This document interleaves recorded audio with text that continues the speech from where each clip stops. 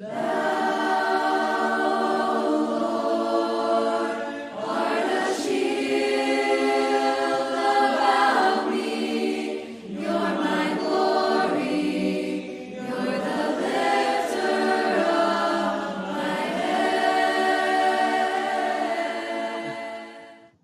so glad to be part of your online Fortress Academy, and I'm so excited about this new school, this new online project, and I'm just praying for this school to just take off and to do great things. I want to introduce myself. I am Brent Forsyth.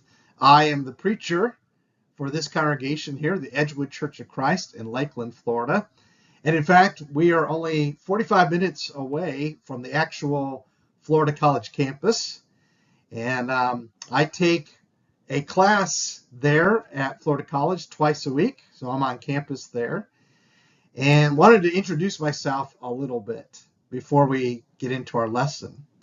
I've also noticed that using this PowerPoint presentation, there's a little pause between slides. So I'm going to stop talking, and then I'll pick up after a few seconds on the next slide.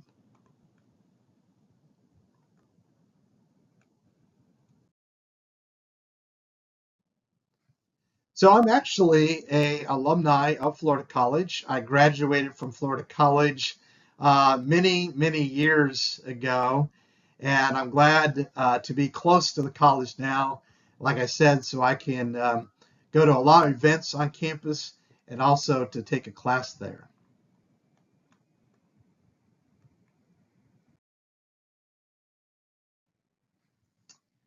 And this morning in our lesson, I want to draw some parallels because not only have I been preaching for over 30 years, but I'm also a retired reserve firefighter. And I see a lot of parallels between firefighting and preaching. Basically, both jobs are helping people who are sick and who need help. And that's one of the reasons I really did enjoy that job. And so I'm going to bring my first two lessons with you are going to be basically some lessons that parallel the Bible and preaching from firefighting.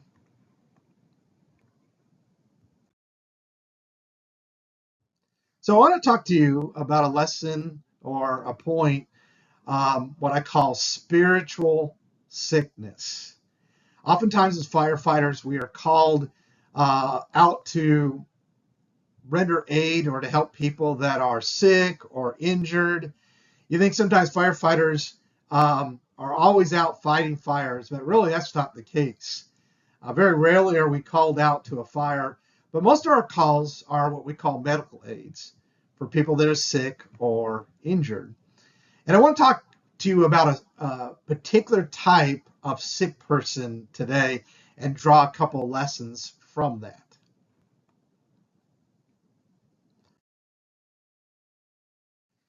So my passage I want to look at is Matthew 9, verse 11 and 12. And here we read verse 11.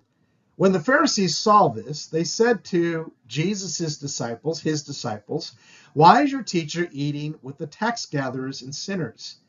But when he heard this, he said, "It is not those who are healthy who need a physician, but those who are sick." So I really want to pay attention to the Pharisees because they're the kind of sick person I want to draw attention to in this lesson. You see, they were bothered that Jesus was associating and eating with unclean, sick people as they saw it. But Jesus, in turn, tells them, I'm eating and I'm associating, I'm spending time with them because they are sick people. They need a physician. And Jesus often was referred to as the great physician, or we refer to him that way, because of all the people that he helped and that he healed. The Pharisees did not see that they needed a great physician because they didn't see that they were sick or that they had a problem with sin.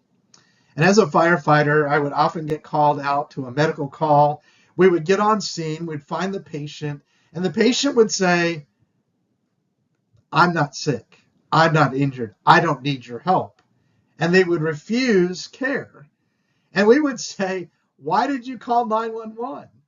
And they would say, I didn't. My wife did, my family member did. And they were obviously injured or sick. They needed our help, but they denied it.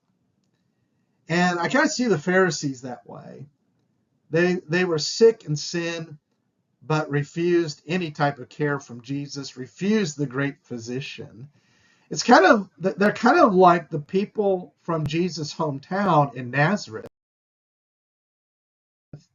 When Jesus went back home to Nazareth, Mark tells us in Mark 6, verse 5 and 6, and he could do no miracle there except that he laid his hand on a few sick people and healed them. And he wondered at their unbelief. Now, I've heard some people interpret this that because of their unbelief, somehow that kind of diminished Jesus' power to heal.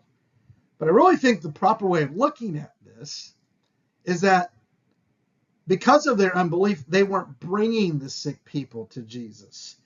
They didn't think that they had a problem, and therefore they didn't need Jesus. They didn't think Jesus could help them because they didn't see him as the great physician. And I think that's really the proper way to look at it.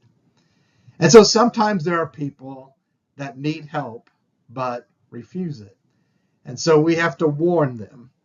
And we have to warn them that things can get worse, even to the point of death. And so a couple of lessons I want to draw from that. Number one, you're going to meet people that you want to invite to church, that you want to talk to Jesus, that you see, man, you need to come to church and learn about Jesus. And they're going to be like the Pharisees. They're going to be like the people of Nazareth. And they're going to say, no, I don't need Jesus. I don't need to come to church. I don't have a problem. I'm a good person. And I don't want you to be discouraged by those types of people. As firefighters, every time we were called out, no matter who it was, we had to go. And we found a lot of people that were sick, that were injured, that wanted our help, that needed our help, and accepted our help. And those people we were able to really render aid to. And you're going to find those people as well.